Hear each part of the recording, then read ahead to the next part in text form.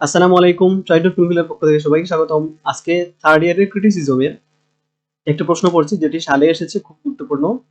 How does Sidney establish the superiority of the poet over philosophers and historians? প্রশ্নটি আমরা study guide থেকে পড়ছি। তো এখানে আমাদের যে প্যারাগুলো রয়েছে, প্রত্যেকটা প্যারাকে আমি একটা একটা করে নাম দিয়েছি। প্রথম হচ্ছে ইন্ট্রোডাকশন, তারপর এটা হচ্ছে পোয়েট্রি এন্টিক, তারপর হচ্ছে টিচিং, তারপর হচ্ছে ফিলোসফি, তারপরে হিস্ট্রি, তারপর হচ্ছে poetry virtue.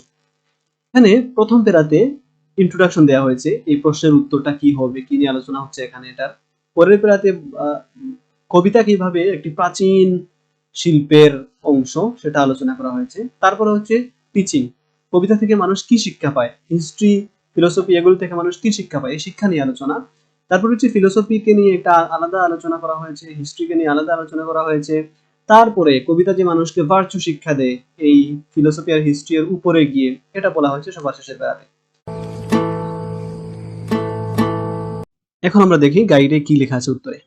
In the so called critical treatise the School of Abuse, Stephen Gosson poured venom upon poetry and showed philosophy and history as superior to it. প্রথমেই হচ্ছে ইন্ট্রোডাকশনে বলছে যে স্টিফেন গজন নামের একজন লেখক, তিনি তার একটা বই লিখেছিলেন দি স্কুল অফ অ্যাবিউজ। ওটার মধ্যে তিনি কবিতার উপরে হিস্ট্রি আর ফিলোসফিকে স্থান দিয়েছিলেন, ইতিহাস এবং দর্শনকে।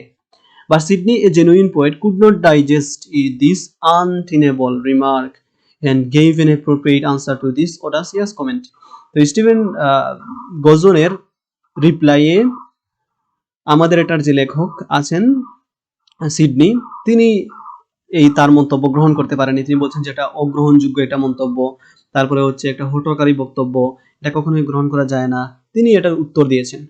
He demonstrated arguments to reply the objections against poetry. তিনি অনেক তর্ক বিতর্ক করেছেন, এটার সবকিছু রিপ্লাই দিয়েছেন। এখন যাই পরের বেলাতে। According to Sidney, poetry is the most antique and universal of arts. তো এই পেরার নাম দিয়েছিলাম আমরা পোয়েট্রি এন্টিক। সবচেয়ে পুরাতন হচ্ছে কবিতা, শিল্পের যত শাখা রয়েছে, লেখালেখির যত শাখা রয়েছে, জ্ঞানের যত শাখা রয়েছে। Philosophy and history as branches of knowledge have certain similarities. বলছে যে হিস্ট্রি আর ফিলোসফি দুইটার মধ্যে একটা সমান রয়েছে। First, they all aim at teaching morality to men, তারা হচ্ছে মানুষকে নৈতিকতা শিক্ষা দেয়। In the beginning of civilisation, the poet, the philosopher and the historian wrote in verse. তারপরে বলছেন যে সভ্যতার যখন শুরু হয় তখন এই হিস্ট্রিয়ান যারা ছিল, ঐতিহাসিক, ফিলোসফার যারা ছিল, দার্শনিক, তারা সবাই কবি ছিল, কারণ তারা বক্তব্য দিত কবিতার ভাষায়। তখন গদ্য ছিল না, শুধুমাত্র কবিতার মাধ্যমে মানুষ ভাব প্রকাশ করত।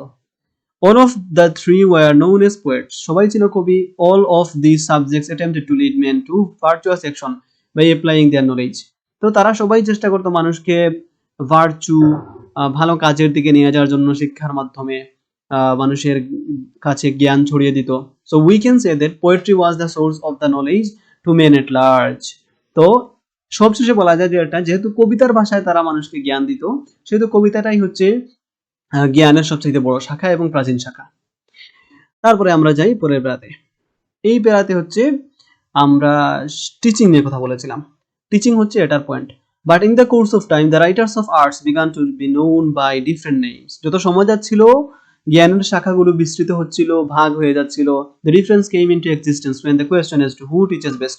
যখনই এটা নিয়ে আলোচনা করা হলো যে তিন গ্রুপের মধ্যে কারা ভালোভাবে শিক্ষা দিতে পারে, তখন হচ্ছে আমাদের মধ্যে একটা পার্থক্য দেখা দিল যে তিনটা জ্ঞানের শাখা আলাদা বিষয়। Obviously, the poet in all ages taught the people best, but the critics made it a controversy that the teaching of moral lessons is done better by the philosopher and the historian than the poet. তো normally সবাই জানতো যে কবিতা হচ্ছে সবচাইতে বড় শাখা শিল্পের অথবা সাহিত্যের, এবং সেটা হচ্ছে মানুষকে ভালোভাবে শিক্ষা দিত। কিন্তু কিছু কিছু সমালোচক রয়েছেন যারা বলেছেন যে হিস্ট্রি আর ফিলোসফি এই দুইটা কবিতার উপরে রয়েছে, কবিতার স্থান নিচে।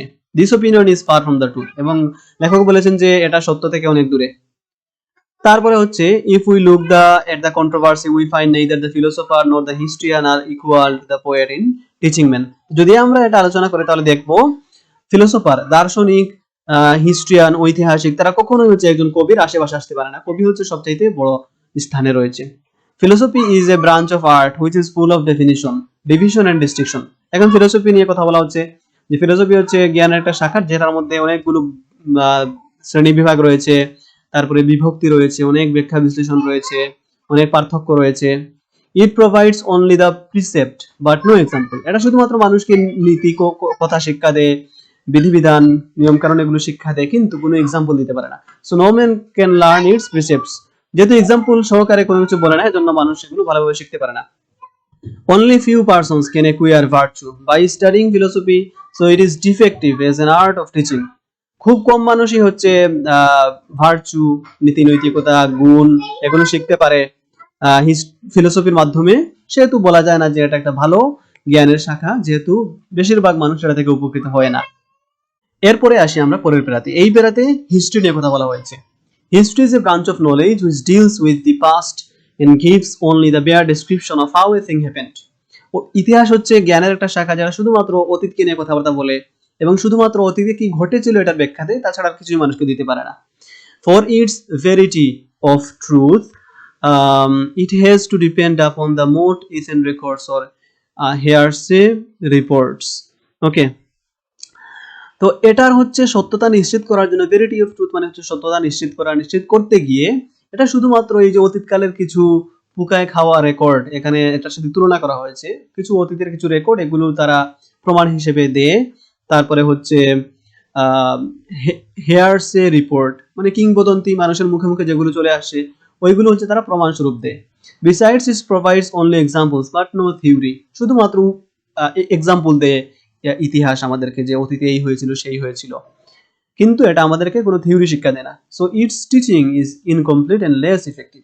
সুতরাং হচ্ছে হিস্ট্রি সেটা মানুষকে ভালোভাবে যথার্থভাবে শিক্ষা দিতে পারে না, এজন্যই হচ্ছে হিস্ট্রি কবিতা থেকে আরো নিচের লেভেলের। তারপরে আমরা যাই পরেরটাতে আমরা নোট করেছিলাম যে এটার নাম হবে পোয়েট্রি ভার্চু, কিভাবে ভার্চু শিক্ষা দেয় কবিতা মানুষকে।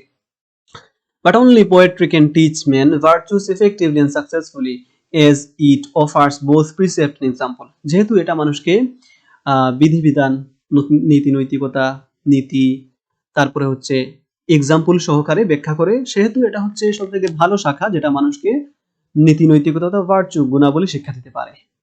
Philosophy and history have not both, philosophy history দুইটার একসাথে প্রিসেপ্ট নাই, এক্সাম্পল নাই। ফিলোসফির শুধুমাত্র আছে প্রিসেপ্ট, এক্সাম্পল নাই। হিস্ট্রি শুধুমাত্র এক্সাম্পল আছে, প্রিসেপ্ট নাই। আর পোয়েট্রির দুইটাই আছে। In teaching virtuous actions poetry has an average over philosophy and history. একই কথা, the poets by their excellent power of imagination can present the examples in the form of story. তো কবিরা তাদের মধ্যে যে ক্ষমতা রয়েছে, তারা তাদের এই যে ইমাজিনেশন বা কল্পনার শক্তি দিয়ে তারা এক্সাম্পল গুলোকে গল্পের আকারে মানুষকে বলে। কবিরা গল্পের মতো করে মানুষকে এক্সাম্পল গুলো শিক্ষা দেয় অথবা ভার্চু মানুষকে শিক্ষা দেয়।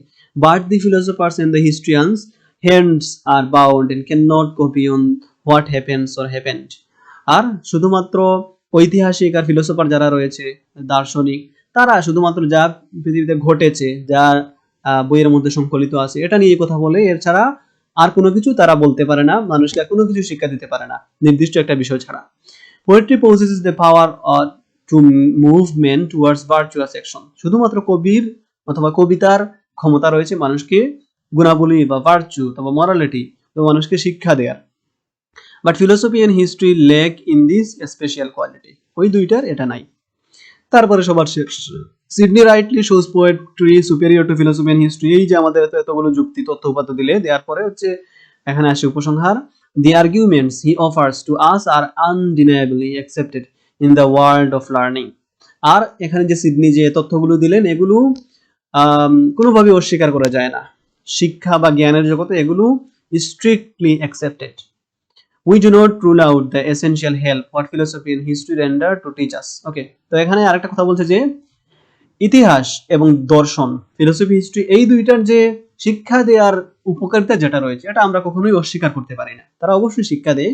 But the teaching of poetry superior to that any subject we read, কিন্তু তাদের থেকে আরো বেশি শিক্ষা দেয় হচ্ছে কবিতা, এজন্যই হচ্ছে কবিতা সবচাইতে উপরে। তা আশা করি সবাই বুঝতে পেরেছো। আমাদের পয়েন্টগুলো আবার বলে ফেলি। প্রথমে ছিল আমাদের ইন্ট্রোডাকশন প্যারা, দ্বিতীয় প্যারাতে ছিল হচ্ছে পোয়েট্রি এন্টিক, প্রাচীন, এটা নিয়ে কথাবার্তা। তৃতীয় প্যারাতে বলছে যে টিচিং কিভাবে মানুষকে শিক্ষা দেয় এটা নিয়ে আলোচনা। তারপরে হচ্ছে ফিলোসফি কিভাবে কবিতা থেকে নিচের লেভেলের এটা নিয়ে আলোচনা। তারপরে হিস্ট্রি কিভাবে নিচের লেভেলের এটা নিয়ে আলোচনা। সব শেষের প্যারাতে হচ্ছে পোয়েট্রি কিভাবে মানুষকে ভার্চু শিক্ষা দিয়েছে, এই ভার্চু নিয়ে আলোচনা। আশা করি সবারই বুঝতে সুবিধা হবে। আর এটার সামারি আমাদের চ্যানেলে দেওয়া আছে, সামারিটা দেখলে আরো বেশি ক্লিয়ার হয়ে যাবে। এবং ক্রিটিসিজমের আর অনেকগুলো লেকচার দেওয়া আছে, আমাদের চ্যানেলে চেক করে নিতে পারবে। ধন্যবাদ সবাইকে। ভিডিওটিতে তোমাদের মতামত অবশ্যই জানিয়ে দিও কিরকম হয়েছে, এবং নিজেদের ফ্রেন্ডদের সাথে এগুলো শেয়ার করে নিও, তারাও অনেক উপকৃত হবে। ধন্যবাদ।